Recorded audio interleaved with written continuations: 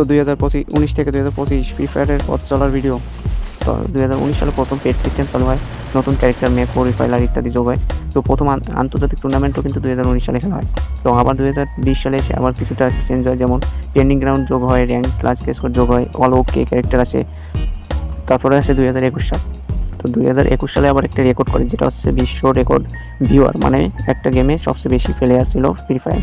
তো আর তারপরে চলে আসে 2022 সাল, যেটা হচ্ছে ফ্রি ফায়ারের জন্য একটি স্পাইডারম্যানের সাথে কোলাবোরেশন করে 2023 সালে এসে।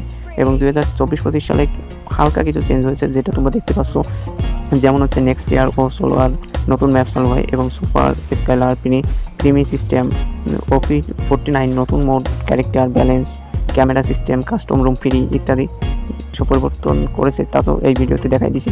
তো তোমরা যারা ভিডিওটা ভালো লাগছে, তো তারা লাইক কমেন্ট শেয়ার করতে বলবে না, এবং আর কে কোন সাল থেকে গেমটা খেলতেছো একটু কমেন্টে জানাও, দেখি কে